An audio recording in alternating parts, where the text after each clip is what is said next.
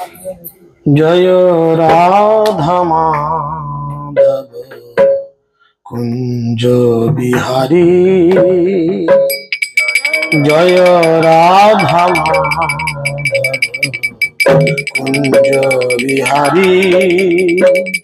गोपीजन वल्लभ गिरिवरधारी। गोपीजन वल्लभ गिरिवरधारी। जय राधा माधव कुंज बिहारी।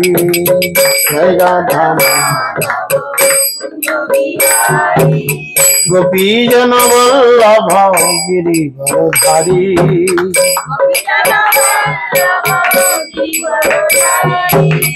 यशोदानंदन व्रज जनरंजन। यशोदानंदन व्रज जनरंजन। जामुन तीर वनचारी। जामुन तीर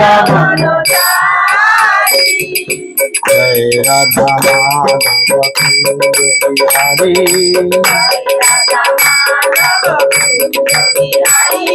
गोपीजन वल्लभ गिरिवरधारी।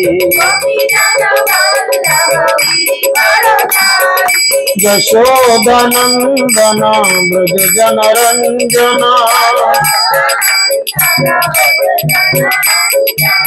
जामुन तीर वनचारी। जामुन तीर जय राधा माधव कुंज बिहारी। गोपीजन वल्लभ गिरिवरधारी।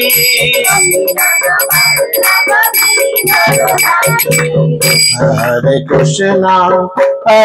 कृष्णा कृष्ण कृष्ण हरे हरे। हरे राम राम राम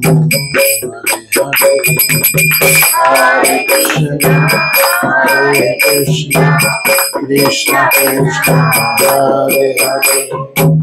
हरे राम राम राम हरे कृष्णा कृष्ण कृष्ण हरे हरे। हरे राम राम राम हरे हरे। हरे कृष्णा कृष्ण कृष्ण हरे हरे। हरे राम राम राम हरे कृष्ण हरे हरे। हरे राम राम हरे हरे।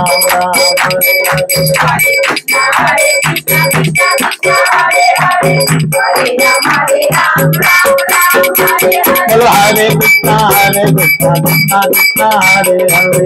हरे राम राम हरे हरे। हरे कृष्णा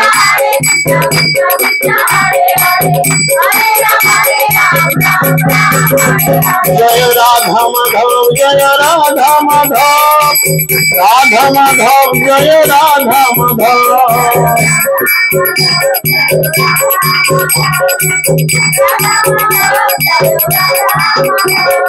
गौर निताय जय गौर निताय। पंचतत्व जय गौर निताय।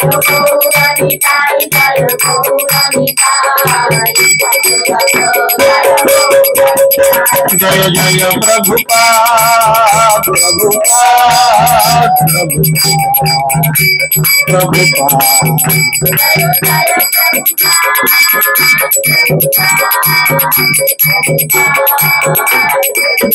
जय जय गुरुदेव गुरुदेव।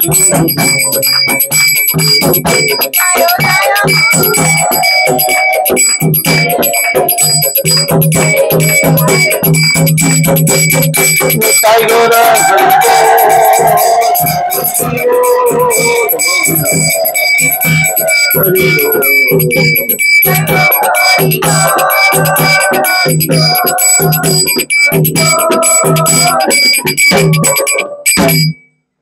ताई गौर प्रेमानंदे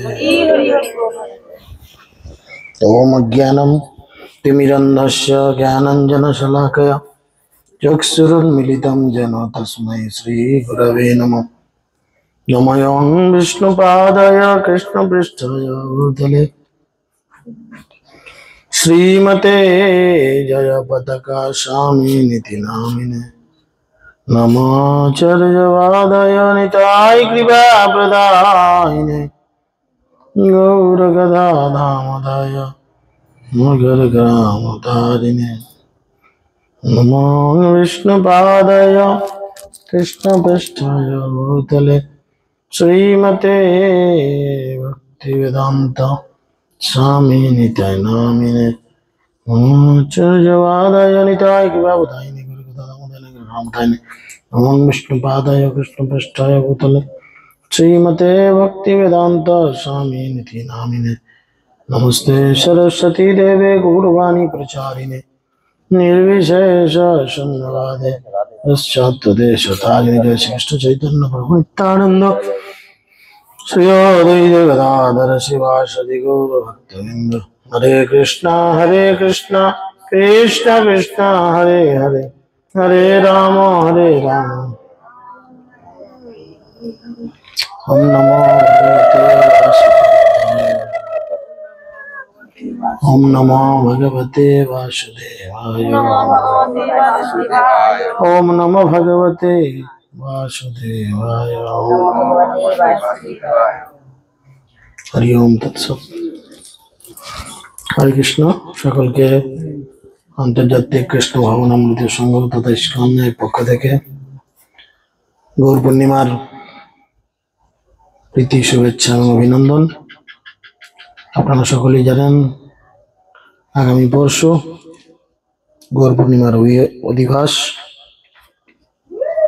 শুক্রবার অভিষেক এবং শনিবার জগন্নাথ মিত্রের আনন্দোৎসব। তো সমস্ত ভক্তরা গৌরীতাই রামট্টার পক্ষ থেকে ভান্ডারী প্রভুর গৃহ মন্দিরে সুস্বাগতম। সকলে কৃপা করে আসুন এবং এই মাঙ্গলিক অনুষ্ঠানে যোগদান করুন। আমরা যেহেতু মহাপ্রভুর আবির্ভাব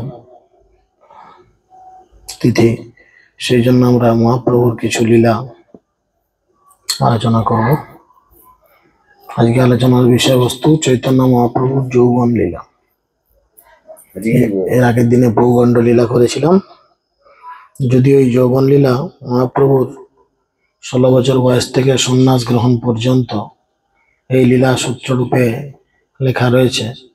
বিশেষ করে বৃন্দাবন দাস ঠাকুর তার চৈতন্য ভাগবতে লিখেছেন। চৈতন্য চরিতামৃতে তুলনামূলক এই লীলা কম দেওয়া রয়েছে। চৈতন্য ভাগবতে খুব সুন্দর করে লিখেছেন কিভাবে তিনি বিবাহ করলেন। প্রথম বিবাহ বিষ্ণুপ্রিয়ার সঙ্গে, লক্ষ্মীপ্রিয়ার সঙ্গে। তারপরে তিনি বাংলাদেশে প্রচারে গেলেন এবং বাংলাদেশে প্রচারে গিয়ে সেখানে টোল খুললেন, টিউশন দিলেন এবং সেই টিউশন গ্রহণ করে বাংলাদেশের বহু মানুষ ভক্ত হলো এবং তথাকথিত একজন বাংলাদেশের ব্রাহ্মণ, নাম হচ্ছে তপন মিশ্র, সেও মহাপ্রভুর কাছে সাধ্য সাধন নীতি শিখতে আসেন। মহাপ্রভু তাকে তখন গ্রহণ করেন না এবং বলেন, তুমি গিয়ে বারাণসীতে অবস্থান করো, আমি যখন বারাণসী যাব তখন তোমাকে আমি এই সম্পর্কে ক্লাস দিব। তো সে তপন মিশ্র বারাণসীতে এসেছিলেন। আজও যারা বেড়াতে যায় তপন মিশ্রের এই গৃহ দর্শন করে যেখানে মহাপ্রভু অবস্থান করেছিলেন। তো যাই হোক, তো মহাপ্রভুর এই বিরহে তার প্রথম স্ত্রী লক্ষ্মীপ্রিয়া দেবী, তিনি বিরহ সর্পে দংশিত হন এবং দেহত্যাগ করেন। লোকে বলে লক্ষ্মীপ্রিয়া সাপে কামড়ে মারা গেছে, লোকে বলে, কিন্তু অ্যাকচুয়াল কোনো সাপ তাকে কামড়ায়নি। মহাপ্রভুর বিরহজনিত সাপ, সেই সাপে তিনি দেহত্যাগ করেন। বুঝতে পেরেছেন? তো যাই হোক, তো সেই জন্য পরবর্তীতে তিনি আবার বিবাহ করেন বিষ্ণুপ্রিয়া দেবীকে এবং বিভিন্ন যৌবন লীলা আরো কিছু করেন। গয়াতে যান, তার পিতৃ শ্রাদ্ধ প্রদান করেন। সেখানে তিনি মাধবেন্দ্র পুরীর একমাত্র শিষ্য ঈশ্বর পরিপাদের কাছ থেকে দীক্ষা লাভ করেন। হরিনাম দীক্ষা যেটাকে বলে, প্রথম দীক্ষা পান এবং তার হৃদয়ের পরিবর্তন হয়। তিনি সেখান থেকে আস্তে আস্তে বীরভূমের উপর দিয়ে এসেছিলেন এবং বীরভূমের বিভিন্ন স্থান পরিভ্রমণ করতে করতে তিনি মালদাহের একটি জায়গা রয়েছে যাকে বলে রামকেলি, সেই রামকেলি নামক স্থানে পৌঁছেছিলেন এবং সেখানে তিনি স্বয়ং কৃষ্ণের দর্শন পেয়েছিলেন। সেখানে একটি পাহাড় আছে, সেখানে কৃষ্ণের দর্শন পেয়েছিলেন। কৃষ্ণ দেখা দিয়ে চলে গেছিলেন। তো তারপর তিনি সেখান থেকে এসেছেন, আসার পরে পাগলের মতো বিলাপ করতেন। গদাধরের কাছে আসতেন, গদাধরকে প্রশ্ন করতেন যে কৃষ্ণ কোথায়, অ্যাকচুয়াল কৃষ্ণ কোথায় আছে। কৃষ্ণ রয়েছেন প্রত্যেকের হৃদয়। তো গদাধর পণ্ডিত যখন বলেছিলেন যে কৃষ্ণ তোমার হৃদয়ে আছে, তখন মহাপ্রভু পাগলের মতো নখ দিয়ে নিজের বুক চিরতে আরম্ভ করেছিলেন। এই দৃশ্য দূর থেকে দাঁড়িয়ে দেখতেন তার মা সচিমা, তার স্ত্রী বিষ্ণুপ্রিয়া দেবী, কিন্তু প্রকাশ্যে বলার মতো কোন রকম তাদের অধিকার ছিল না। তো তখন দেখেন যে এই গদাধর পণ্ডিতের ইশারাতেই মহাপ্রভু স্থির হন। গদাধর পণ্ডিত তখন তাকে বলে, আরে তোমার বুকের মধ্যে এখন ভগবান নেই, ভগবান এখন রয়েছেন ওই যে অলকানন্দা নদী প্রবাহিত হচ্ছে তার তীরে একটি গাছের ডালে বসে রয়েছে একটি পাখি, শুক পাখি বসে রয়েছে, তাকে গিয়ে তুমি প্রশ্ন করো, সে উত্তর দেবে। তো সেই অলকানন্দা নদী আজও প্রবাহিত হচ্ছে নবদ্বীপ ধামের মধ্যে দিয়ে, বিশেষ করে যেখানে হরিহর ক্ষেত্র, যেখানে একদিকে হরি একদিকে হর রয়েছে তার পাশে। এবং সেই অলকানন্দী নদীর পারে মহাপ্রভু যান, গিয়ে সেখানে একটি শুক পাখি বা টিয়া পাখিকে দেখতে পান। সেখানে গিয়ে তিনি টিয়া পাখির কাছে গিয়ে বলেছেন, বলো রাধা কৃষ্ণ। টিয়া পাখি চুপচাপ ছিল। যতবার বলেছে বলো রাধা কৃষ্ণ, টিয়া পাখি বলেছেন গৌর গদাধর, গৌর গদাধর, গৌর গদাধর। তো তিনি তখন রেগে গিয়ে প্রশ্ন করে, কেন তুমি এরকম কথা বলছো? তখন সে টিয়া পাখি উত্তর দেয়, দ্রাপরে যিনি কৃষ্ণ, যিনি রাধা, কলিতে তিনি গৌরাঙ্গ, তিনি গদাধর। তাই তিনি প্রকাশিত হয়েছিলেন। এইভাবে লীলা করতে করতে তিনি চতুর্দিকে তার কীর্তন লীলা করেছেন। আপনারা জানেন চাঁদ কাজীর সঙ্গে মহা ঝামেলা হয়। চাঁদ কাজী মৃদঙ্গ করতাল ভেঙে দেয়, মহাপ্রভু তার বিরুদ্ধে গর্জে ওঠেন। চাঁদ কাজী ভয়ে আসে না, কেন না যদি মারধর করে। চাঁদ কাশি এসে গোপনে তার কাছে বলে যে যেদিনে আমি তোমার ওই মৃদঙ্গ ভেঙে দিয়ে এসেছিলাম, সেই দিনে রাত্রে আমি শুয়ে শুয়ে স্বপ্ন দেখেছি, না একটা মানুষ না একটা সিংহ, এরকম একজন কে আমার বুকের উপর এসে বসে। আমি চিত হয়ে শুয়ে ঘুমাচ্ছিলাম, আর বুকের উপর এসে বসে, আর আমার বুকের মধ্যে চাপ দিয়ে বলেছে, যদি তুই এই হরিনাম সংকীর্তনে বাধা দিস তাহলে তোর বুকটা চিড়ে দেবো। বলে চাঁদ কাজী নিজের জামা খুলে দেখিয়েছে, এই দেখো।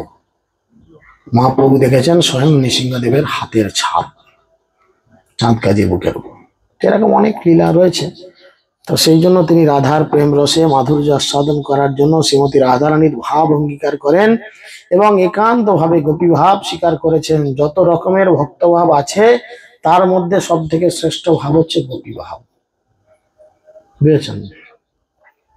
রাধার প্রেম রসের মাধুর্য আস্বাদন করার জন্য শ্রীমতী রাধারানীর ভাব অঙ্গীকার করেছেন, একান্ত ভাবে গোপী ভাব স্বীকার করেছেন। যত রকম ভক্তভাব আছে তার মধ্যে গোপী ভাব সর্বশ্রেষ্ঠ, কেননা গোপী ভাবে ব্রজেন্দ্র নন্দন ছাড়া আর কারো ভজনের বিষয়ে প্রকাশ নেই। শ্রীকৃষ্ণ কৌতুকক্রমে চতুর্ভুজ রূপ ধারণ করলে গোপীরা তাকে নমস্কার মাত্র করে নিস্তার করেছিলেন। সাধারণ গোপী ভাবে কৃষ্ণ মূর্তি ব্যতীত অন্যান্য সমস্ত মূর্তি আদির পরিত্যাগ করা হয় মাত্র। গোপী শিরোমণি শ্রীমতী রাধিকার ভাব সর্বাপেক্ষা উচ্চ। শ্রীকৃষ্ণ যখন তার চতুর্ভুজ নারায়ণ রূপে রাধারানীকে দর্শন করেন, তখন তিনি আর তার চতুর্ভুজ মূর্তি ধরে রাখতে পারলেন না এবং পুনরায় তিনি কৃষ্ণ রূপ ধারণ করেন। তো সেইভাবে এই লীলার মধ্যে আমরা শুনতে পাবো। জয় জয় শ্রী চৈতন্য, জয় নিত্যানন্দ, জয় অদ্বৈত চন্দ্র, জয় গৌর ভক্তবৃন্দ। কৈশোর লীলার সূত্র করিল গণন, যৌবন লীলায় সূত্র করি অনুক্রম। বিদ্যা সৌন্দর্য সন্দেশ সদ্ভোগ নিত্য কীর্তনই, প্রেমানন্দ নন্দন চৈ গৌর দিব্যতি যৌবনই। যৌবন প্রবেশে অঙ্গে অভিঙ্গ বিভূষণ, দিব্য বস্ত্র দিব্য বেশ মল্ল চন্দন। যখন তার বিদ্যা কমপ্লিট করে শরীরে পূর্ণরূপে যৌবন আসলো মহাপ্রভুর, তখন তিনি কি করলেন? দিব্য বস্ত্র, তিনি যে কাপড় পরলেন সেটা দিব্য, আর কি দিব্য বেশ, অপূর্ব সুন্দর ভাবে তিনি নিজেকে সাজিয়েছেন। দিব্য মালা চন্দনের দ্বারা সজ্জিত হয়েছিলেন এবং অলংকারের দ্বারা বিভূষিত হয়েছিলেন। আমরা একটা কীর্তন শুনতে পাই, চন্দন চর্চিত অঙ্গ, তাই না? তো সেই জন্য বলে চন্দন দ্বারা চর্চিত করা রয়েছে তার অঙ্গ। বিদ্যার ঔদ্ধত্যে কহ না করে গণন, সকল পণ্ডিত যিনি করে অধ্যাপন। বায়ু ব্যাধি চলে কইল প্রেম পরকাশ, ভক্তগণ লইয়া কইল বিবিধ বিলাস। তার যৌবনে মহাপ্রভু বায়ু ব্যাধির ছলে তার কৃষ্ণ প্রেম প্রকাশ করেছিলেন এবং অন্তরঙ্গ ভক্তদের নিয়ে তিনি বিভিন্ন লীলাবিলাস করেছিলেন। তবে তো করিলা প্রভু গয়াতে গমন, ঈশ্বরপুরীর সঙ্গে তথাই মিলন। এই যে আজকে একটা বিশেষ দিন, কি দিন? আজকে পঞ্জিকা দেখেছেন সবাই?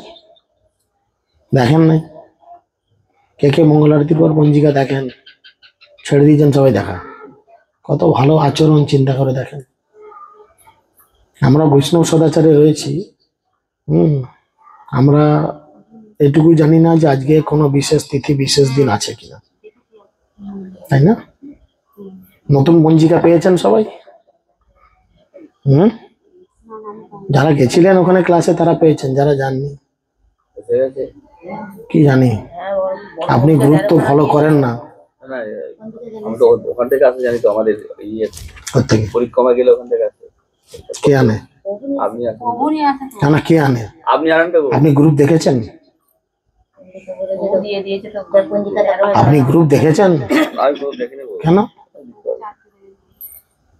আপনার ছেলে মেয়েরা তো দেখে গ্রুপ, ছেলে বৌমাতে গ্রুপ দেখে, তাদের জিজ্ঞেস করেন। সুকুমার বাবু 15টা পঞ্জিকা নিয়ে ফেললো, সে তো বুড়ো হাবড়া লোক, সে গ্রুপ দেখে না। আপনি তার থেকে ছোকরা হয়েও কিন্তু আপনি গ্রুপ দেখছেন না, বলেন?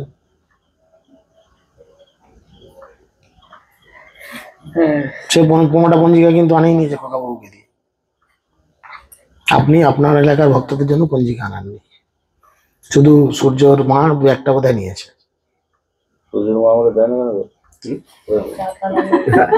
কেন দেবে আপনাকে? আপনি আনরেসপন্সিবল কাজ করছেন, কেন দেবে?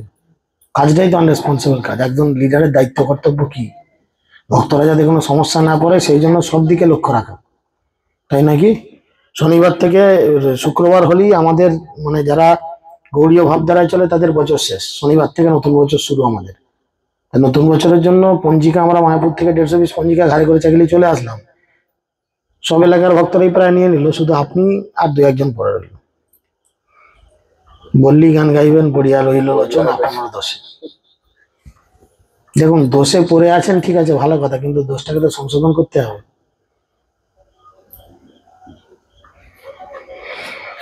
আজকে একটা বিশেষ তিথি কি না, আজকে হচ্ছে মাধবেন্দ্র পুরীপাদের কি লীলা, বিরহ তিথি এবং শান্তিপুর উৎসব। এই মাধবেন্দ্র পুরীপাদ যিনি ছিলেন ঈশ্বর পুরীপাদের গুরু মহারাজ, তিনি যখন বৃন্দাবনে গোপালকে মাটি নিচে থেকে উত্তোলন করেন, গিরি গোবর্ধনধারী গোপালকে বসান এবং গোপাল তাকে স্বপ্নাদেশ করেন যে আমার গায়ে জ্বালা ধরছে, আমাকে মলয়ের চন্দন এনে দাও। সে মলয়ের চন্দন আনার পথে তিনি প্রথম এসে পৌঁছান এই শান্তিপুরে অদ্বৈত আচার্যের গৃহে। এই অদ্বৈত আচার্যকে দীক্ষা দেন অদ্বৈত আচার্যের গুরুদেব হচ্ছেন মাধবেন্দ্র পুরী। এই অদ্বৈত আচার্যের হুঙ্কারে চৈতন্য মহাপ্রভু এই জগতে প্রকাশিত হন। এই শান্তিপুর উৎসবে আজকের দিনে যারা এক মোটা খিচুড়ি খায় তাদের কৃষ্ণ প্রেম জন্মায়। গ্রুপে মেসেজ দিয়েছি, দেখবেন গুরু মহারাজ একটুখানি নিয়ে মুখে দিয়ে খেয়েছে, গ্রুপ লেখেন না। কিন্তু ব্যাংকের কি বলে ইয়েনো, ইয়েনোই তো বলে নাকি, না না ইয়ে মানে ইয়েনো, ইয়েনোটা কিন্তু দিনের মাথায় 10 বার দেখেন খোলে কমিশনের টাকা ঢুকলো কিনা। দেখিনি বললে হবে, আমি আপনাকে দেখে বলছি, আমি মিথ্যে বলিনি বউ। মাঝে মধ্যে ঘা দিতে হয়, তবে লোহা সোজা হয়। আপনি তো যাতে কামার, ঘা দেওয়া তো স্বভাব আপনার বেশি। আপনি কোথায় আমাদের ঘা দেবেন, তার জায়গায় আপনাকে আমি ঘা দিচ্ছি কিটা কিটা। আমি তো আপনাকে পাশে বসে দেখেছি, তো আমি দেখে বলছি, তো না দেখে কেন মিথ্যে বলবো? অন্য কারণ নিয়ে বলছি, যাদের দেখিনি তাদের নিয়ে বলবো না, তো আমি আপনাকে দেখেছি। আপনি ব্যাংকের ওইটাকে খুলে বারবার আপনি দেখছেন টাকা ঢুকেছে কিনা, কমিশনের টাকা ঢুকছে কিনা। কিন্তু খোলেন, নো প্রবলেম, কিন্তু তার সাথে গ্রুপটাও দিনের মাথায় 10 বার খোলেন। গ্রুপটা তো আমরা গল্প করার জন্য দিইনি। যারা গ্রুপে রয়েছে, গ্রুপটা কেন দেয়া হয়েছে? গ্রুপটা কেন দেয়া? গ্রুপটা কেন দেয়া বলো? যে বৈষ্ণবের আচার আচরণ বা এই ধরনের কোনো খবরাখবর দেয়া হবে, তাই নাকি? কালকে যদি আমি মরে যাই, গ্রুপে হয়তো কেউ দিলে যে বহু মরে গেছে, সবাইকে জনে জনে না বলে যদি গ্রুপে দিয়ে দিল, তাহলে গ্রুপে 250 জন মেম্বার আছে, সবাই একসঙ্গে এক মুহূর্তে খবর পেয়ে যাবে। আপনি যদি গ্রুপ না খোলেন, আমার বেটা গলায় গামছা দিয়ে সাধ্যের জন্য নেমন্তন্ন করতে হবে, বহু বাবা মরে গেছে, খেতে যাবে বিরিয়ানি আলুর দম। কয় মূল্য আমি শুনে নিত, সে কি ভাববে? নক্কি নক্কি করে ডেকে ডেকে লোকটা মরে গেল, এই তার আচরণ। আমাদের বয়স হচ্ছে, নিজেদের মধ্যে যদি ইউনিটি না রেখে চলি, বাইরের লোক তো আমাদের ইউনিটি ভেঙে দেবে, বলেন? এখন আপনাকে আমার যতটা প্রয়োজন, আমারও আপনাকে ততটা প্রয়োজন। এইভাবে আমাদের হাতে হাত ধরে চলতে হবে, তবে কিনা এই সঙ্গটা বাঁচবে। আমি একা কত টানবো, আপনি চিন্তা করে দেখেন, কত টানবো বলেন? সাপ্তাহিক ক্লাস, সেগুলো এক একটা এলাকায় এক একটা ভাবে ঠিক মতো হচ্ছে না। বলেন খাতা কয়জন সারছে? উপর থেকে তো আমার উপর যাচ্ছে, তাই ভাবে চাপ আসে মাঝে মধ্যে, খাতা কই খাতা কই খাতা কই। আর লোককে বলে বলে তো আমার মুখ ব্যথা হয়েছে, খাতা খাতা খাতা। বলেন, শুধু আপনার দোষ না, এটা সব ভক্তেরই দোষ, আমাদের এলাকার সব ভক্তের দোষ। যাই হোক, ছাড়েন, সংশোধন করুন নিজেকে, সব ভক্তদের দেখবেন খুব ভালো হবে। তো সেইখানে ছিল ঈশ্বরপুরীর সঙ্গে তার সাক্ষাৎ হয়, এবং সাক্ষাৎ হওয়ার পর তিনি কি করেন, ঈশ্বরপুরীর কাছ থেকে দীক্ষা নেন। মহাপ্রভু কোথায় প্রথম দীক্ষা হলো?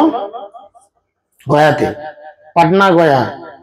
দীক্ষা অনন্তরলে হইল প্রেমের প্রকাশ, দেশে আগমন পূর্ণ প্রেমের বিলাস। গয়াতে চৈতন্য মহাপ্রভু ঈশ্বরপুরীর কাছ থেকে দীক্ষা গ্রহণ করে, তখন থেকেই তিনি ভগবত প্রেমের লক্ষণগুলি প্রকাশ করতে শুরু করলেন। দেশে ফিরে আসার পর পুনরায় তিনি সেই প্রেমের লক্ষণ প্রদর্শন করলেন। তারপর চৈতন্য মহাপ্রভু তার মাতা শচী দেবীকে অদ্বৈত প্রভুর চরণে অপরাধ মুক্ত করে কৃষ্ণ প্রেম দান করলেন। এটাও বৃন্দাবন দাস ঠাকুর অনেক বড় করে বর্ণনা করেছেন। ভগবানের মা, মহাপ্রভু সবাইকে কৃপা করছেন, সর্বভুজ দর্শন করাচ্ছেন, যাকে যা চাইছে তাকে তাই দিচ্ছেন, কিন্তু তার মাকে কৃপা করেছেন। তখন অদ্বৈত আচার্য প্রভু এবং নিত্যানন্দ প্রভু এবং অন্যান্য সমস্ত ভক্তগণ জিজ্ঞেস করলেন, প্রভু আপনি আপনার মাকে কেন কৃপা করছেন না? কেন কৃপা করেননি? না, শচী মায়ের জ্ঞান তো অপরাধ নয়, এটা সাধারণ। এটা বরঞ্চ আমরা যদি শচী মায়ের জায়গায় থাকতাম, আরো বেশি কিছু বলে বসতাম। শচী মা তো অনেক ভদ্রতার সঙ্গে বলেছেন, তিনি অদ্বৈত না বলে অদ্বৈত বলেছেন, তাই না? কেন বলেছেন দেখুন, তার বড় ছেলে কি নাম, বিশ্বরূপ, অদ্বৈত আচার্যের কাছে ক্লাস শুনেছে। অদ্বৈত আচার্য যেমন আমরা ক্লাস দিতে আসছি, বিশ্বরূপ ঘুর ঘুর করতো, ক্লাস শুনতো। শুনে কি করেছেন, তিনি খুব অল্প বয়সেই গৃহত্যাগ করেছেন, সন্ন্যাস হয়ে গেছেন। বড় ছেলে চলে গেছে, এবার এই ছোট ছেলেও বেটা সন্ন্যাস হয়ে গেছে। সেও যেত টলেতেই, তার মায়ের মন কি হবে বলেন? মা ছেড়ে কথা বলবে? কিন্তু যেহেতু অদ্বৈত আচার্য ছিলেন একজন শুদ্ধ বৈষ্ণব, তিনি শিব তত্ত্ব বিষ্ণু তত্ত্ব, তাই তেনার চরণে অপরাধ করার জন্য মহাপ্রভু কি করলেন, তার মাকে কৃষ্ণ প্রেম দিলেন না। সব দিলেন, সব দিলেন, কিন্তু কৃষ্ণ প্রেম দিলেন না। সেই অপরাধ খণ্ডন করালেন, যে যাও তুমি যার চরণ অপরাধ করেছো তার চরণে অপরাধ ক্ষমা ভিক্ষা চাও। অদ্বৈতাচার্যের কাছে সচিমা ক্ষমা ভিক্ষা চাইলেন। অদ্বৈতাচার্য অপরাধ গ্রহণ করেননি, কিন্তু মহাপ্রভু গ্রহণ করেছিলেন অপরাধ। সেই অপরাধ ক্ষমা ভিক্ষার আচরণ হতে তারপর তিনি কি করলেন, তার জননীকে বৈষ্ণব অপরাধ থেকে মুক্ত করে তিনি দীক্ষা দিয়েছেন। প্রভুর অভিষেক তবে করিল শ্রীবাস, খট্টে বসি প্রভু কইল ঐশ্বর্য প্রকাশ। তারপর শ্রীবাস ঠাকুর শ্রী চৈতন্য মহাপ্রভুর অভিষেক করলেন এবং বিষ্ণু খট্টায় বসে শ্রী চৈতন্য মহাপ্রভু তার সমস্ত ঐশ্বর্য প্রকাশ করলেন। মহাপ্রভুর ঐশ্বর্য প্রকাশ, বিষ্ণু খট্টায় মানে সিংহাসনে উঠে বসেছেন, ঐশ্বর্য প্রকাশ করছেন। তবে নিত্যানন্দ স্বরূপের আগমন, প্রভুকে মিলিয়া পাইল সরভুজ দর্শন। শ্রীবাস ঠাকুরের গৃহে এই অনুষ্ঠানের পর নিত্যানন্দ প্রভুর আগমন হয় এবং যখন তার সঙ্গে শ্রী চৈতন্য মহাপ্রভুর মিলন হয় তখন তিনি তার সরভুজ রূপ দর্শন করার সুযোগ পান। নিত্যানন্দ প্রভুর সঙ্গে প্রথম সাক্ষাৎ, বুঝেছেন, ইউটিউবে ক্লাস আছে, গৌরনীতার মিলন বলে একটা ক্লাস আছে, দেখবেন। সেখানে নিত্যানন্দ প্রভুর সঙ্গে সাক্ষাৎ হওয়ার পর নিত্যানন্দ প্রভুকে ডেকে নিয়ে যায় মহাপ্রভু। নিয়ে গিয়ে কি করেন, সমস্ত ভক্তদের মহাপ্রভু নিজে তার 6টা হাত দেখান। ভক্তরা তো অবাক, আরে মহাপ্রভু আপনি 6টা হাত দেখালেন কেন? তখন তিনি দেখালেন কি, এক হাতে শঙ্খ, চক্র, গদা, পদ্ম, হল, মুসল। শঙ্খ, চক্র, গদা, পদ্ম কার? কৃষ্ণের। আর হল মুসল কার? বলরামের। তিনি দেখালেন যে একই মূর্তি, নিত্যানন্দ আর আমি দুজনে কিন্তু এক, দুজনের মধ্যে কোনো তফাৎ বা বিভেদ নেই। তো সেই জন্য বলছেন তিনি তার সরভুজ রূপ দর্শন করালেন। দুই হাতে রামচন্দ্রের ধনুর্বাণ, দুই হাতে শ্রীকৃষ্ণের এই আচরণ এবং আর দুই হাতে তিনি ধরেছেন হলমুসল।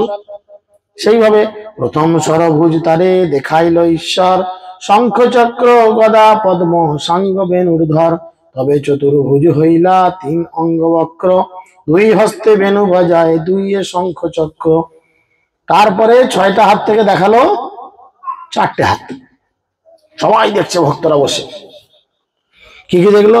তার শরীর ত্রিভঙ্গ, তার চতুর্ভুজ সুন্দর রূপ প্রকাশ করলেন এবং তার 2 হাতে বেণু বাদনরত, তার 2 হাতে বেণু বাদনরত অবস্থায় ছিলেন। এবং আর কি ছিল, অপর 2 হাতে ছিল শঙ্খ এবং চক্র। বুঝেছেন, 2 হাতে বেণু বাজাচ্ছে আর 2 হাতে কি করছেন, শঙ্খ আর চক্র ধরেছেন। চতুর্ভুজ তবে তদিভুজ কেবল বংশী বদন, শ্যাম অঙ্গ পীত বস্ত্র ব্রজেন্দ্র নন্দন। অবশেষে তিনি কি করলেন, সবার মাঝে নিজের দ্বিভুজ রূপ দর্শন দিলেন। সেই দ্বিভুজ রূপ কিরকম না, বংশী বদন, হাতেতে বংশী বদন মানে কৃষ্ণের রূপ, এবং শ্যাম অঙ্গ, গায়ের রং কিরকম, শ্যামবর্ণ, শ্যাম অঙ্গ, পীত বস্ত্র পরিহিত, কৃষ্ণের ফেভারিট রং পীত বস্ত্র। বুঝেছেন? এখন এও অনেক কাহিনী। রাধারানীর ফেভারিট রং কি? নীল। কেন নীল? কৃষ্ণের গায়ের রং নীল, তাই না? এক প্রেমের অদ্ভুত প্রকাশ। এই জগতে যদি পরিপাটি করে কেউ প্রেম করতে পারে, রাধার কৃষ্ণ, এছাড়া জগতে কেউ এরকম পরিপাটি করে প্রেম করতে পারে না। মানে এত প্রেমের গভীর প্রকাশ, যতক্ষণ না আপনি কৃষ্ণ কর্ণামৃত অধ্যয়ন করবেন ততক্ষণ কৃষ্ণ আর রাধার প্রেমের প্রকাশ বুঝবেন না। কৃষ্ণ পীত বসন ধরছেন কেন? রাধার গায়ের রং। বলেন, মানে আমি যে কালারে কাপড়টা পরছি, এই কাপড়টার দিকে তাকালেই আমার তোমার কথা মনে পড়বে। কেমন প্রেম চিন্তা করেন। শুধু তাই নয়, বলে তোমার কথা যখন মনে পড়ে, তোমার থেকে তো আমি অনেক দূরে থাকি, তখন আমি কি করি, মনের মধ্যে ঢুকে যাই, গিয়ে আমি খুঁজি কোথায় কদম্ব বৃক্ষ আছে, কদম গাছ। কদম গাছের গায়ের রং কিরকম? কদম গাছ কালো? হায় হায়, কদম গাছ দেখাবেন, আপনার মাথাটা দেখান, বলে এরকম কদম গাছের রং। বুঝেছেন? কদম গাছের গায়ের রং, এই কদম গাছের রং কিন্তু সাদা ধরনের, আর কদম ফুলগুলো হচ্ছে হলুদ। তপ্ত কাঞ্চনের মতো। কৃষ্ণ তখন কি করতো, রাধারানীর কথা চিন্তা করে কদম গাছকে জড়িয়ে ধরতো। আর রাধারানী বলছে তুমি একা পারো, আমি কি পারি না? হ্যাঁ, তুমি একা প্রেম করতে পারো, আমি কি এখানে মূল্য করতে এসেছি? আমারও যখন তোমার কথা মনে পড়ে, আমিও তখন বনে চলে যাই, আর গিয়ে কি করি, তমাল বৃক্ষকে জড়িয়ে ধরি। তমাল গাছের গায়ের রং কুচকুচে কালো, বুঝেছেন? কৃষ্ণ কালো, তমাল কালো, কৃষ্ণ ভালোবাসি, তমাল গাছের ডালে বসে কৃষ্ণ বাজাতো মোহনবাসী। তাই না? প্রত্যেক দিন এই চলতো দুজনের মধ্যে, কিন্তু কেউ কখনো কারুর নিয়ম ভেঙে চলে যায়নি। আজকে হুঁচুক উঠে গেছে আমাকে আজকে রাধারানীর সঙ্গে দেখা করতেই হবে, না। যা হয়েছে ওই 11 বছর, 11.5 বছর হয়েছে, যা মেলা মেশা পরিপাটি লাফালাফি, হ্যাঁ, বিভিন্ন লীলা হয়েছে, যা হয়েছে 11.5 বছর পর্যন্ত হয়েছে। তারপর থেকে দুজনের মধ্যে সেই যে স্ট্রিক্ট একটা প্রিন্সিপাল, যে আমরা কেউ কারুর সঙ্গে আর দেখা করব না। প্রেম বাড়ে কখন? কাছে গেলে প্রেম বাড়ে না, দূরে থাকলে প্রেম বাড়ে। যারা করেছে তারা জানবে। চিন্তা করেন, যারা বাড়ি থেকে দূরে থাকে দেখবেন বাড়ির প্রতি একটা আসক্তি বাড়ে। বিশেষ করে যেসব ছেলেমেয়েরা বাইরে লেখাপড়া করেছে, হোস্টেলে, এই মাতাজির 2 ছেলে বাইরে আছে, ঠিক আছে, দেখবেন বাইরে থাকলেও ঘরের প্রতি একটা কিন্তু আলাদা টান। আমরা যখন বাইরে পড়াশোনা করেছি দেখেছি, বাইরে যতই থাকি, যতই খাই, যতই আনন্দে থাকি, ঘরে একটা আলাদা টান। কিন্তু পাড়া, গ্রাম, ঘর, লোকজন, আত্মীয় স্বজন, এদের প্রতি একটা আলাদা কিন্তু ফিলিং। তো সেই জন্য দুজন দুজনের থেকে 113.5 বছর দূরে চলে গেল। চিন্তা করেন, 113.5 বছর। আমার তো 8 ঘন্টা পরে কিরিং করে বেজে উঠবে। এখন উঠেছিল না? উঠুনি। আর রাধারানী আর কৃষ্ণের বিরহ হলো কতদিনের? 113.5 বছর। কেউ কারুর কাছে গেল না, কিন্তু দূরে থেকে গেল। কি প্রেমের পরাকাষ্ঠা, যে তোমার জন্য জীবন লিখে দিলাম, যাও। রাধারানী জীবন লিখে দিল তোমার জন্য। সে জানে কৃষ্ণের প্রত্যেকটা পদক্ষেপ, কৃষ্ণের প্রতিটা নিঃশ্বাস প্রশ্বাস তিনি জানেন। যখন দেহত্যাগের সময়ের মতো হয়ে এসেছে, মারা যাবে, কৃষ্ণ আসছে আসছে করছে, অথচ জানলা দিয়ে, দরজা দিয়ে, ছাদ থেকে উঁকি মেরে দেখে কৃষ্ণ আর আসে না। কারুর ঘোড়ার গাড়ি চলে গেলে ছাদে উঠে উঁকি মেরে দেখে এরম করে, এটা কি কৃষ্ণ আসছে? একসময় তো উদ্ধব এসে হাজির হলো, সেও কিছুটা কৃষ্ণের মতো দেখতে, সবাই ছুটে গেল, কৃষ্ণ এসেছে, কৃষ্ণ এসেছে, ভাগবতের বর্ণনা আছে। গিয়ে দেখে না, উদ্ধব এসেছে। রাধারানী তো রেগে গেল, যাও এখান থেকে, যাও। এমন রেগে গেল, কালো ভোমরা গুলো ঘুরে বেড়াচ্ছে ফুলের মধু খেয়ে রাধারানীর পায়ের কাছে, মাথার কাছে, এদিক ওদিকে, তাদের পর্যন্ত কটু বাক্য বলছে। ও তোমরা সেই লম্পটের দাস। কেন বলছে বলুন তো? কৃষ্ণ কালো, এরও গায়ের রং কালো, ভোমরা গায়ের রং কিরকম? তোমরা হচ্ছে সেই লম্পটের দাস, তার এখানে ওকালতি করতেছে, যাও এখান থেকে, যাও। বিরহ যন্ত্রণায় যেমন লক্ষ্মীপ্রিয়া দেবী মহাপ্রভুর বিরহে দেহত্যাগ করলেন, রাধারানীও ঠিক সেম অ্যান্ড ইকুয়াল।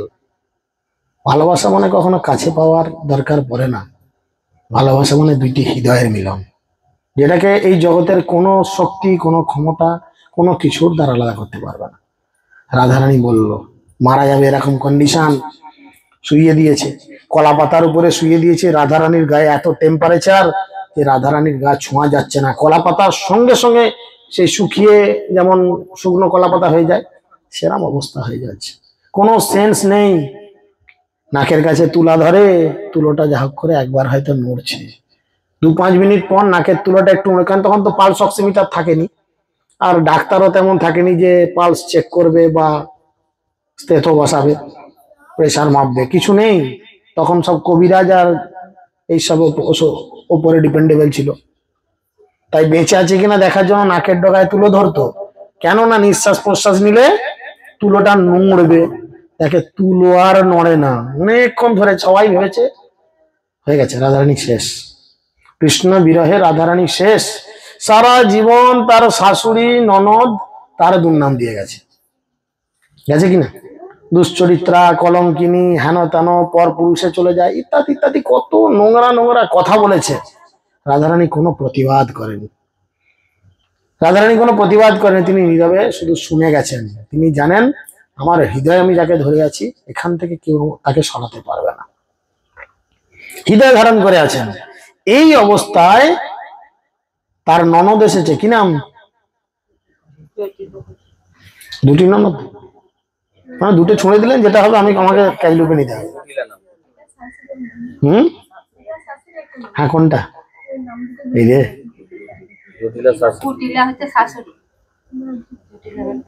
জটিল বিষয়ে পাকাতে হচ্ছে ননদ, আর সেগুলোকে কুটিল রূপ দিতে হচ্ছে শাশুড়ি। বুঝেছেন? প্রথমে জটিলা আসলো, এসে তার রাধারানীর চরণ স্পর্শ করে রাধারানীকে প্রণাম করলো, প্রণাম করে বলল, হে রাধে, আমার বড় অহংকার ছিল এই ব্রজে আমি হচ্ছি সব থেকে সতী নারী, আমার থেকে সতী নারী কেউ থাকেনি, কিন্তু এই ব্রজের মধ্যে তুমি যে প্রকৃত সতী নারী তার প্রমাণ তুমি দেখিয়েছ। কখন? না যখন কৃষ্ণের শিরপীড়া হয়েছে, আর ডাক্তার দেখে বলেছে শত ছিদ্র ঘটে করে যদি যমুনা থেকে জল কোন সতী নারী নিয়ে আসে, এক ফোঁটা জল বাইরে না পড়ে, তো সেই জল কানাইয়ের মাথায় দিলে কানাই সুস্থ হবেন। সবাই আনছে, ঘট ডোবানোর সাথে সাথে শতচিত্র চতুর্দিক দিয়ে জল বেরোচ্ছে। জটিলা ভেবেছে আমি খুব সতী, সে একটা ঘট বগল দাবা করে নিয়ে চলে গেছে, ডুবিয়েছে, হাফ আসতে নাচতে জল শেষ। সবার শেষে রাধারানী গেছে, সবাই মুখ মুখাচ্ছে, হ্যাঁ সতী। চতুর্দিকে উল্টো পাল্টা লোকে কত টোন টিটকারি বাজে কথা বলেছে, কিন্তু তিনি হৃদয়ে কৃষ্ণকে ভালোবেসেছেন। যখন ঘট ডুবিয়েছেন আর সেই জল নিয়ে উনি উপস্থিত হয়েছেন, দেখছেন ঘর থেকে এক ফোঁটা জলও বাইরে পড়েনি। তো জটিলা সেই পরিস্থিতি মনে করিয়ে রাধারানীকে প্রণাম জানালেন। পেছন পেছন লাইন ধরেছে শাশুড়ি, সেও পায়ে প্রণাম করে বলছে, হ্যাঁ গো বৌমা, মানে এরা বুঝে গেছে যে এবারে রাধারানী শেষ। আর তিনি মানে ডাক্তার টাইম দিয়ে দিয়েছে, ও আর 2-3 ঘন্টার মধ্যে হরে কৃষ্ণ এবার যা পারো করে নাও। কুটিলা এসেছে, সেও এসে কিন্তু সেম কেস, বৌমা তোমাকে অনেক উল্টো পাল্টা কথা বলেছি, আটকাতে চেয়েছি হেন তেন, আমি বুঝতে পেরেছি আমি ভুল, তুমি সত্যি একজন সাধ্বী মেয়ে।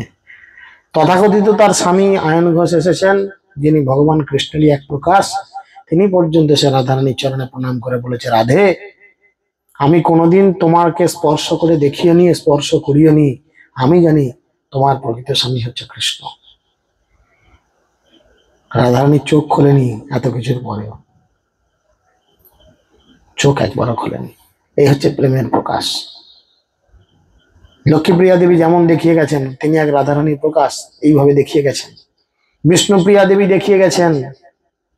এই যে অদ্বৈতাচার্য ভবনে আজকে এই অনুষ্ঠান চলছে, যখন মহাপ্রভু সন্ন্যাস গ্রহণের পর অদ্বৈতাচার্যের ভবনে ফিরে আসেন, প্রসাদ পান, আর নিত্যানন্দ প্রভু খবর দেন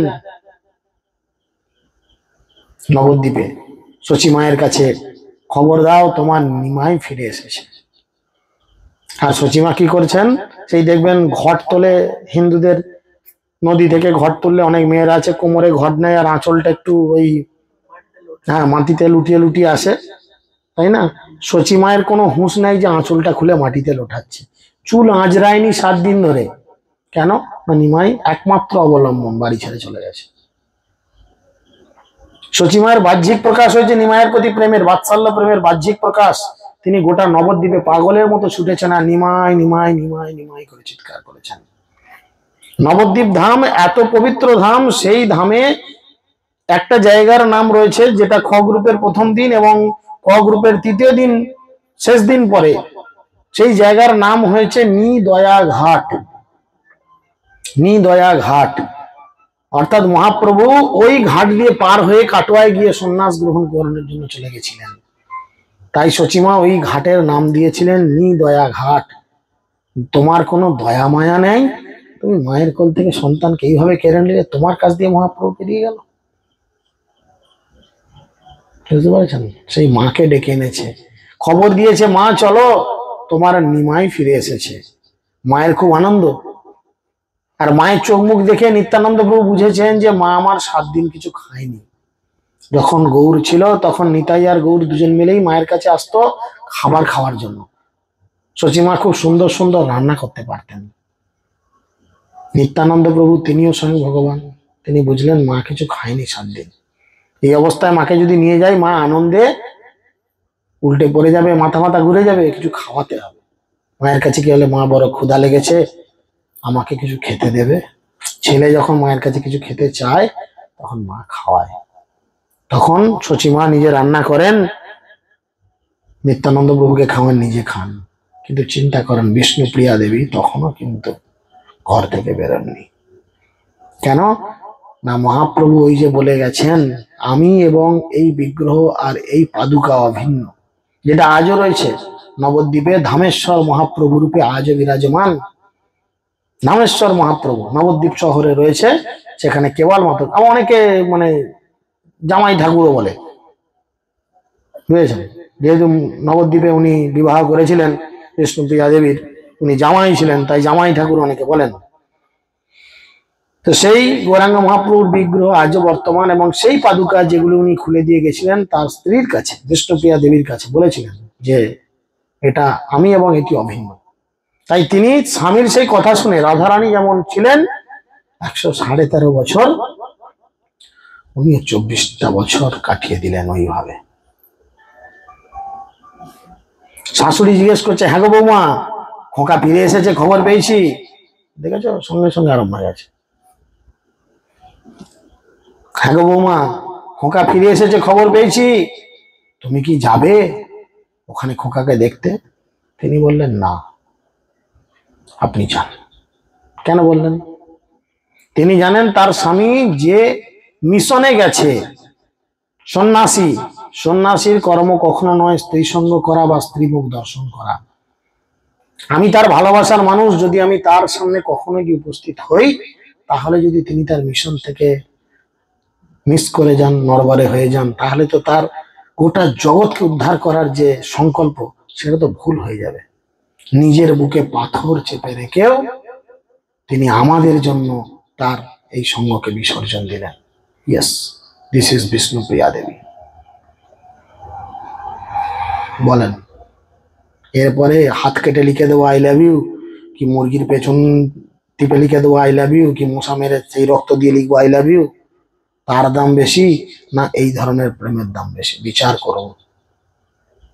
রাধারানী বলছেন তার সখীদের কাছে, মরিব মরিব সখী, নিশ্চয়ই মরিব, কানিও হেন গুণনিধি কারে দিয়ে যাব।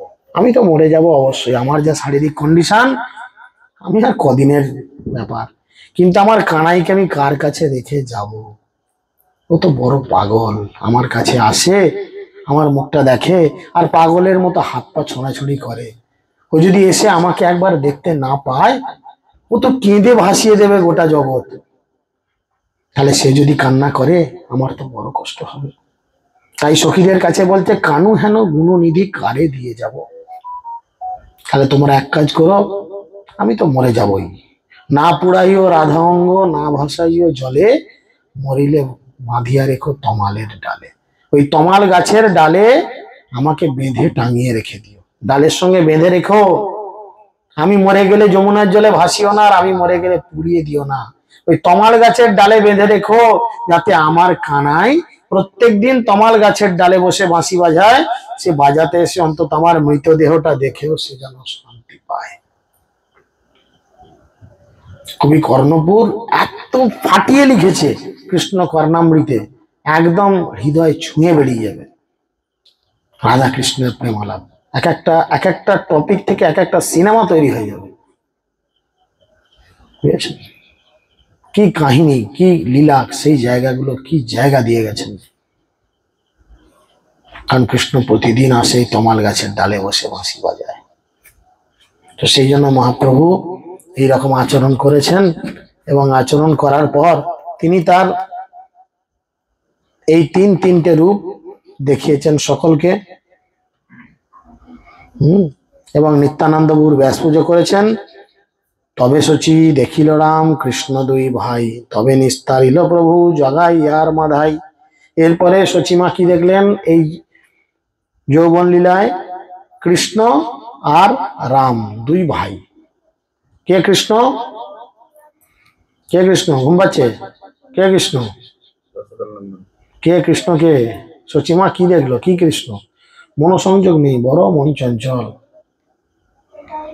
বড় মন চঞ্চল। বয়স হচ্ছে তো, বি সিরিয়াস। আয়ু অতি অল্প দিন, ক্রমে তাহা হয় ক্ষীণ, সমনের নিকট দর্শন। এখন ঘাড় ঘোরালেই কিন্তু আমরা শ্মশানের কাঠগুলো দেখতে পাই, আমাদের জন্য চলে গেছে 2-4 বছর, দেখতে পাই না? কিন্তু এখনো যদি আমরা কনসাস না হই, সিরিয়াস নাই, আর কবে হবো? তাই না? আলোচনা হচ্ছে গৌরার নিতায়ের কথা। এখানে কৃষ্ণকে গৌরাঙ্গ মহাপ্রভু, রামকে নিত্যানন্দ প্রভু, যিনি বলরাম। এখানে বলছেন তবে শচী দেখিল রাম কৃষ্ণ দুই ভাই। শচী দেখিল রাম কৃষ্ণ দুই ভাই। শচী কেন কৃষ্ণকে আর বলরামকে দেখতে যাবে? শচীমা কৃষ্ণ আর বলরাম এই রূপে দুই ভাইকে দেখলো। কাকে কাকে? গৌর আর নিতাই। তবে নিস্তারিল প্রভু জগাই আর মাধায়। আপনারা সকলেই জানেন নিত্যানন্দ প্রভু কৃপা করে মাধাইকে উদ্ধার করালো। আর জগাই যেহেতু বাধা দিয়েছিল, এই মারিসনি মারিসনি মারিসনি, সাধু মানুষ মারিসনি, এইটুকু বাধা দেওয়াতে মহাপ্রভু কি করেছিলেন? উদ্ধার করেছিলেন জগাইকে। এসে উদ্ধার করে দিয়েছে, যাও তোমাকে প্রেম দিলাম, মাধাইকে দেবো না, আমার প্রিয় লোককে মেরেছে। এবং এই জগাই মাধাইকে যেদিনে উদ্ধার করে সেদিনের ঘটনা কি হয়েছিল? যমরাজ অজ্ঞান হয়ে গেছিল। যমরাজ অজ্ঞান হয়ে গেছে দেখে যে জগাই মাধাইয়ের মতো এত বড় পাপী মহাপ্রভু তাদের উদ্ধার করে দিল। পাপের তো শেষ নাই, খাতা খুলে যদি লেখা হয় কত লোক যে লাগবে এদের পাপের হিসেব করতে, কিন্তু মহাপ্রভু এক মুহূর্তের মধ্যে সমস্ত পাপ ক্ষমা করে দিল। কেননা মহাপ্রভু বলেছেন, এক কৃষ্ণ নামে তত পাপ ঝরে, পাপী সাধনায় যত্ন করে তত পাপ করে। কিন্তু এইটা চিন্তা করেই হরে কৃষ্ণ বলবো আর একটা মুরগি কাটবো, ছাগল কাটবো, বিড়ি খাবো, মদ খাবো, তাতে কি হয়? হেন কৃষ্ণ নাম যদি লয় বহুবার, নহে প্রেম নহে অশ্রুধার, তবে জানিহ অপরাধ প্রচুর, হরিনামের বীজ তাতে না হয় অঙ্কুর। বহুবার হরিনাম করছি, কিন্তু সেই হরিনামের ফলে কি হচ্ছে? প্রেম হচ্ছে না। তাহলে জানো তাতে অপরাধ প্রচুর। তাই সেই জগাই মাধাইকে নিস্তার করলো এবং উদ্ধার করার পরে তবে সপ্তপ্রহর ছিলা প্রভু ভাবাবেশে, যথা তথা ভক্তগণ দেখিল বিশেষে। সেই ঘটনার পর চৈতন্য মহাপ্রভু, চৈতন্য ভাগবতে বর্ণনা রয়েছে, তাই ইনি বড় করে বর্ণনা করেননি। 7 প্রহরিয়া ভাব, 21 ঘন্টা এক টানা ভগবানের ভাবে ছিলেন। আর যে যেখানে ছিল সবাইকে একধার থেকে কৃষ্ণ প্রেম দান করে গেছেন। সেদিনকার রাতের ঘটনা সবাইকে বলছে, আমার সব থেকে প্রিয় পাত্র শ্রীধর, শ্রীধরকে তুলে নিয়ে এসো। বলে কে শ্রীধর? না, বামনপুকুর বাজারে যাবে, যে দক্ষিণ পশ্চিম কোণের দিকে বরাবর যাবে, মাঠের প্রান্তে একটা পর্ণকুটির দেখবে, আর সেখানে একটা লোক চিৎকার করে হরিনাম করছে। দুনিয়ার লোক বলবে বেটা খেতে পায় না, পেটের জ্বালায় চিৎকার করছে, সেই শ্রীধর, তাকে তুলে আনবে। আর মহাপ্রভু প্রতিদিন বামনপুকুর বাজারে গিয়ে ওই শ্রীধরের কাছ থেকে থোর, মোচা, কলা হাফ দামে কিনে কিনে নিয়ে আসতো, কেড়ে কেড়ে আনতো। আর সেই শ্রীধরের কাছে এসেছেন নিত্যানন্দ প্রভু, অদ্বৈত আচার্য, শ্রীবাস পণ্ডিত, সবাই এসেছে। এসে বলছে, শ্রীধর তোমাকে মহাপ্রভু ডেকেছে। যেমনি শুনেছে গোদাম করে উঠে পড়ে গেছে। মহাপ্রভু ডেকেছে, সঙ্গে সঙ্গে তিনি মাথা ঘুরে উঠে পড়ে গেছে। তার কোনো সেন্স নেই। তাকে যেমন মরা নিয়ে যায় শ্মশানে, সে চৌদলে নিয়ে যাওয়ার মতো সবাই ঘাড়ে করে তুলে নিয়ে গেছে, গিয়ে মহাপ্রভুর চরণের কাছে বসিয়ে দিয়েছে, শুয়ে দিয়েছে। মহাপ্রভু তার মস্তকে তার ডান পা ঠেকিয়েছেন, আর ঠেকানোর সাথে সাথে যখন বলেছেন, শ্রীধর উঠো। ছোট ছেলে যেমন চোখ খুলে ঘুম থেকে উঠে, শ্রীধর উঠে বসেছে, বসে মহাপ্রভুকে প্রণাম নিবেদন করেছে। বলে, বর চাও, কি লাগবে তোমার বলো। অনন্ত কোটি ব্রহ্মাণ্ড দিই, কয়েকটা গ্রাম লিখে দিই, কয়েকটা শহর লিখে দিই, বড় বড় অট্টালিকা বাড়ি করে দিই। বললো, কিচ্ছু লাগবে না প্রভু, কিচ্ছু না। না, বর তো নিতেই হবে, আমি তোমাকে যখন নিয়ে এসছি চাগিয়ে, বর তোমাকে কিছু একটা চাইতেই হবে। তখন শ্রীধর বুদ্ধিমান বড়, তিনি বলল কি, যে প্রভু আমার থোর কলা মোচা প্রতিদিন কেড়ে কেড়ে খায়, তিনি যেন আমার নাথ হন, তিনি যেন আমার প্রভু হন, জন্মে জন্মে তিনি যেন আমার প্রভু হন। এইভাবে সবাইকে চেয়েছে, কিন্তু একজন ভালো কীর্তনিয়াকে টেনে বাদ করে দিয়েছে, মুকুন্দ। সবার কৃপা শেষ, মুকুন্দ একলা ফাঁকে দাঁড়িয়ে, তার আর নাম ডাকে না। অদ্বৈত আচার্য প্রভু জিজ্ঞেস করেন, প্রভু মুকুন্দকে কৃপা করবেন না? বলল না, ওর নামের চরণে মহা অপরাধ আছে। কিরকম? ভাবের অপরাধ, ভাবের অপরাধ। মানে কি?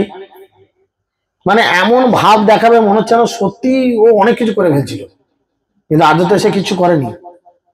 হ্যাঁ প্রভু, হ্যাঁ প্রভু, এই তো আপনাকে ফোন করতে যাচ্ছিলাম প্রভু, এই তো প্রভু যাচ্ছিলাম প্রভু।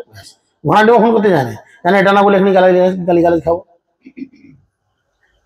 মুকুন্দের কিন্তু এই জন্য ভক্তি বাদ দিয়ে দিয়েছিল মহাপ্রভু।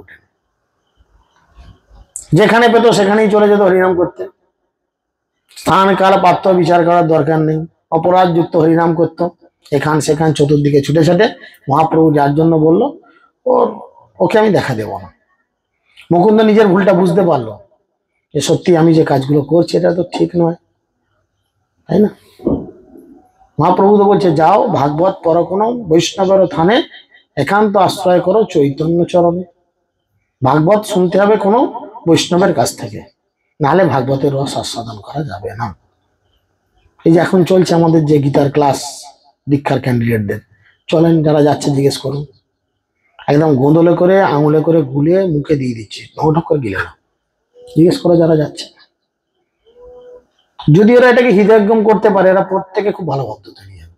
আর যদি ভাবের বীজতলা হয়ে থাকে তাহলে হরে কৃষ্ণ, বামন গেলে ঘর নাগল তুলে ধর। আর যদি প্রকৃত হৃদয়ে ধারণ করে, প্রত্যেকটা একদম সুপার ডুপার ভক্ত তৈরি হয়। মানে এত সুন্দর করে ভাগবত গীতা বা ভাগবতম বুঝিয়ে আমি নিজেও কোনোদিন কাউকে দিইনি, যেটা চলছে এদের কাছে। কোনো সিনিয়র ভক্তের কি ইচ্ছা জাগছে যে প্রভু আমাদেরও শেখার দরকার আছে? মাতাজি তো কয়েকদিন যাবে বলে গেল, তারপরে দেখলাম আর মাতাজির বার্তা নাই।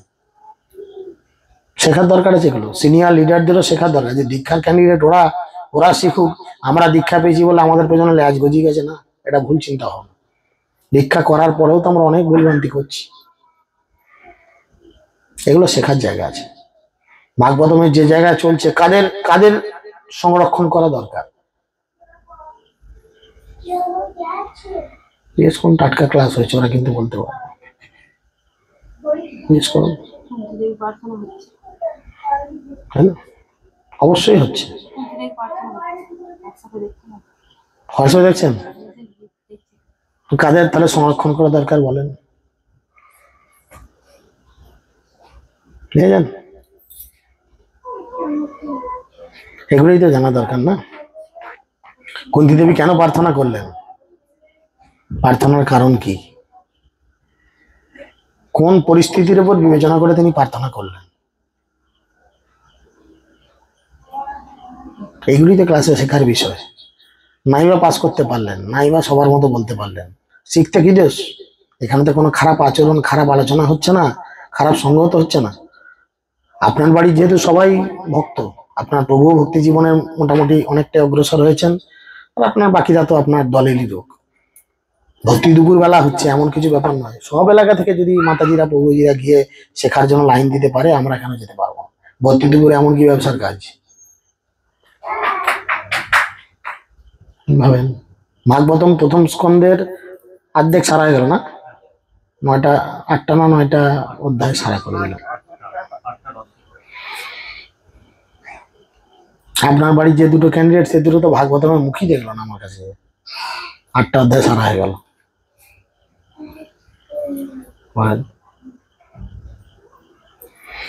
যাই হোক, খুব ভালো। তো সেই জন্য মুকুন্দ নিজের ভুল বুঝতে পেরেছেন, এবং ভুল বুঝতে পারার পর তিনি প্রশ্ন করেছেন, আমি কখন তাহলে মহাপ্রভুর দর্শন পাবো? বলে এই জীবনে হবে না। তাহলে কোন জীবনে হবে? না, কোটি জন্ম পর তবে তুমি দর্শন পাবে। আর যখনই কোটি জন্ম পর দর্শন পাবে কনফার্ম জেনেছে, তখন তিনি মুহূর্তের মধ্যে উন্মাদের মতো উদ্দণ্ড নৃত্য আরম্ভ করেছে। সবাই অবাক, আরে কোটি জীবন পর বলেছে তুমি তাতে নাচছো? বললো হ্যাঁ, আমরা কি কেউ জানি আমরা কত লক্ষ লক্ষ কোটি কোটি জীবন পার করে এসেছি, তবু ভগবানের দর্শন পাইনি। আমি তো তবু জেনেছি যে 1 কোটি জীবন পর ভগবানকে আমি জানতে পারবো বা দর্শন পাবো। তো এই যে পূর্ণ বিশ্বাস, এই পূর্ণ বিশ্বাসের ফলেই কি হলো, মুহূর্তের মধ্যে তার অপরাধ দূরীভূত হলো। মহাপ্রভু বললো ডেকে আনো ওকে, আমি কৃপা করবো। হ্যাঁ, এমন কৃপা করে দিলে, বলো তুমি সবসময় আমার পাশে থাকবে, আমাকে কীর্তন শুনিয়ে খুশি করবে। মুকুন্দ পেল সেই পদ, কীর্তন। এবার কাকে কীর্তন বলে দেখিয়ে দাও। সেই যোগ্যতা, সেই কোয়ালিটি অনেকের মধ্যেই আছে, কিন্তু শুধু অভাব শরণাগতির। শাস্ত্রে বলছে সরঙ্গ শরণাগতি হইয়াছে যাহার, তাহারও প্রার্থনা শুনে শ্রী নন্দকুমার। 6টা শরণাগতি: দৈন আত্মনিবেদন, গোপিত্বে বরণ, অবশ্য ইক্ষিবে কৃষ্ণ বিশ্বাস ও পালন, ভক্তি অনুকূল মাত্র কার্যের শিকার, ভক্তি প্রতিকূল মাত্র বর্জন অঙ্গীকার।